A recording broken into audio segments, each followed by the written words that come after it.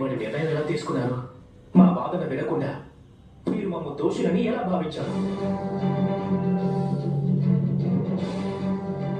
రాకుమార అర్జున, నేనిప్పుడు ఎవరిని దోషులని నిందించడం లేదు. నేను కేవలం ఈ పరిస్థితిలోని వాస్తవాన్ని అర్థం చేసుకోవడానికి ప్రయత్నిస్తున్నాను.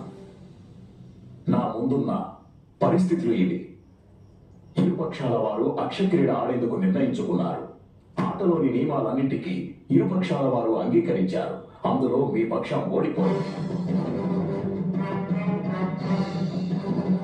పరాజితులైనందుకు ఇప్పుడు ప్రతీకారం కోసమని మీరు విశ్వయుద్ధాన్ని ఆరంభించకూడదు. వారు మమ్మ వంచారు పెద్దబాబు గారు. అయితే మీరు ఆటను విడిచి వెళ్ళవలసింది. మేము ఆడిన మాటకు కట్టుబడ్డాము. కానీ మీరు నిజానిజాలు తెలుసుకుంటేనే మీకంతా స్పష్టమవుతుంది. రాకుమార అర్జున,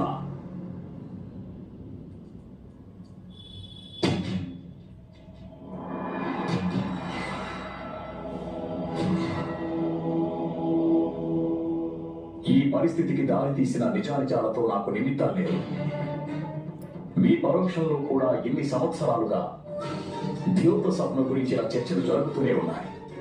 ఈ కారణంగా నాకు మీ నుండి గాని లేక అన్యుల నుండి గాని కొత్తగా ఏదో తెలుసుకోవాల్సిన ఆవశ్యకత లేదు రాకుమార అర్జున.